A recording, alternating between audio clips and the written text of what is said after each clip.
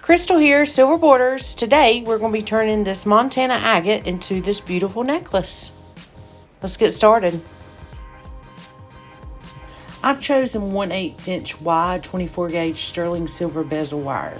I wrap the bezel strip around the stone and I use flush cutters to snip the bezel wire. I always leave a little extra length here. It's always better to make it too long than too short. These are Moore's sanding discs. I use these to sand the edges of the bezel to make them fit perfectly. You can also use a needle file, but I prefer this way. It's quicker.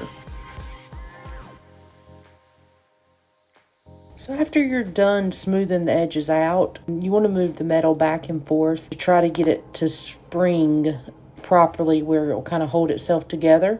And then also after you get them to match up perfectly, you want to make sure no light should be visible through the joint if you hold the bezel up. I'm now placing my bezel onto my soldering block. I'm going to apply flux to the joint of the bezel. So for this piece, I'm going to start with medium solder. The reason for this is solder comes hard, medium, and easy. Each has a different melting point. Hard melts at a high temp, medium lower temp, and easy even lower.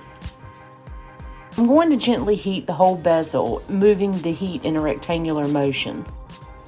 I'm now forming a ball with the solder, and then I will place it lightly on the joint. As the solder reaches melting point, I rock the heat across the joint until the solder flows across it. Now, rub the bezel on a 220 grit sandpaper on both sides in a circular motion to smooth each side. So now you should have a smooth bezel. Next, we check the fit of the bezel by pushing it over the stone. It's now time to make the bezel setting. I always use 22 gauge sterling silver sheet metal for all my pendant backs. I like to leave enough room to add my jump rings later on. So when doing this, I always use my shears just to cut through this 22 gauge silver. You can use a jeweler's saw, but this is a lot quicker. I'm now preparing my silver sheet to add my maker's mark. I first use my rubber mallet to flatten the sheet. I then find the center of where I want my maker's mark to sit. I take my stamp and place it in the center, and then while I'm hitting it with the hammer, I move it back and forth, side to side, while I'm hammering it to get a great impression. A maker's mark provides the evidence that a certain piece of jewelry has been manufactured by a certain jewelry maker. My maker's mark is my business initials, SB, for Silver Borders. I'm grabbing my rubber mallet and I'm going to hammer it down from where my maker's mark is. It did put a little indentation in the silver. Since the Montana Agate is translucent, I want to make sure that SB can't be seen. So I'm going to grab my flex shaft and sand that down to make sure it's nice and smooth. Now I'm going to apply the flux to the piece. I tend to heat the entire piece gently at first to set the flux. If I don't do this first, all the solder will just jump around. So this next process, I'm using easy solder to solder the bezel to the back plate. I'm now going to place pallions of easy solder inside the bezel at different intervals around the bezel wall. So now I'm moving the flame around the outside and the inside of the sheet of silver around the bezel. Make sure to avoid heating the bezel itself. As you see the solder is about to melt, move the flame in a motion to match the bezel shape to encourage the flow of the solder. After every solder job, make sure you quench the silver and then pickle it. So now this is the piece after getting it out of the pickling solution. I will now test fitment of the agate into the bezel. Everything there fits great, so on to the next part. So for this Montana Agate pendant, I'll be making a permanent necklace for this piece. So I'm going to need 2 jump rings to place on each corner of the bezel wall. I'm now using my flush cutters to cut about 1/4 of the jump ring out.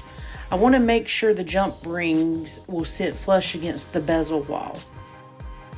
I also like to sand the back of each jump ring to make sure it's nice and flat. So this is solder paste. Solder paste is a combination of powder made up of silver solder particles and sticky flux that has the consistency of putty.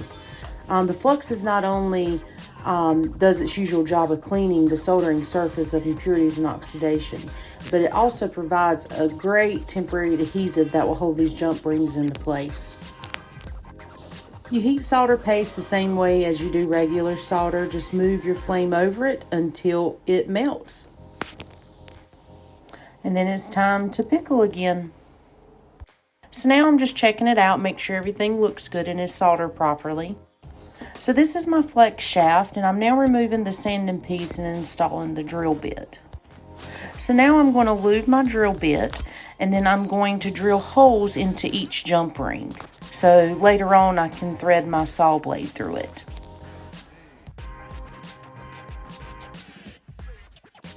So now it's time to saw. I've threaded my saw blade through each hole and cut out each hole in between the jump rings. I sped this process up because it does take a little bit longer than this to do.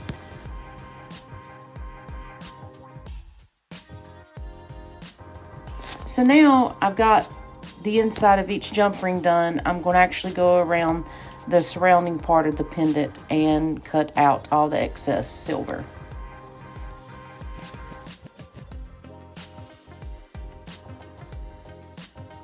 So when sawing, I could have got really close to the bezel wall, but a lot of times I just saw so quick, I have to sand it down. So you can use a file this way, or the main thing I like to use is my flex shaft with my sanding tool. It makes it so much quicker than filing, but it's kind of whatever you prefer.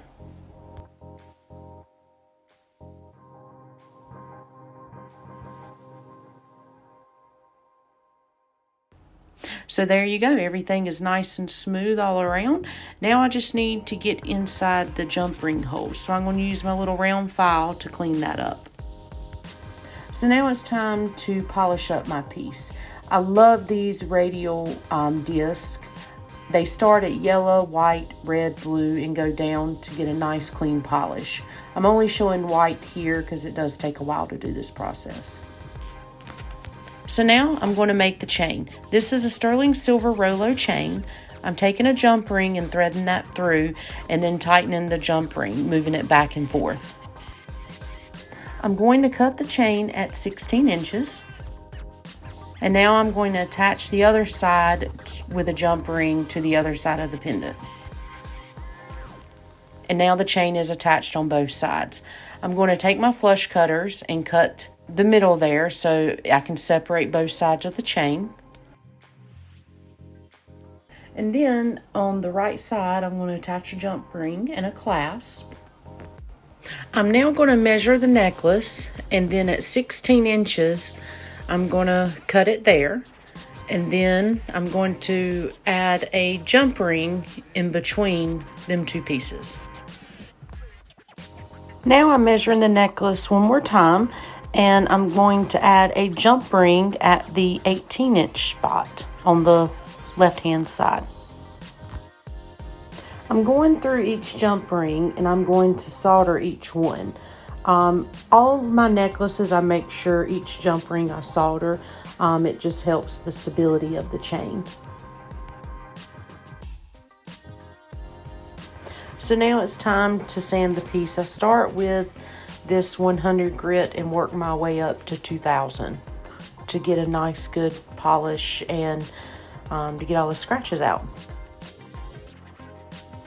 I'm now using liver of sulfur to patina my piece. As you can see, I'm extra careful not to get any of the patina on the inside of the piece. To keep the chain from tangling in the hone and highlight when I tumble it, I use, it's just a metal string I run through each chain and then tie it up so it's nice and secure so it won't get twisted while it's tumbling. I let the pieces tumble in the hone and highlight for about 8 to 10 hours. I normally do it overnight. So now it's time to set that Montana agate. I do make sure the inside is nice and clean. And then I place it on my GRS tool, which is a great piece of equipment. If you can get one, do it. Highly recommend it. So this here is a bezel pusher. I use a hammer and hit the top of it and go around really easy around the bezel to push it down. A lot of people use their hands to do it. I found this is a better way for me. Unless the stone is like a really, really soft stone, then I do it with my hands. But if it's a hard stone, I do it easily, but I go around with the hammer and then push it. Like right now, I'm just using my hand to get the extra mobility, but then I will grab the hammer and kind of just continue to go around until it's set.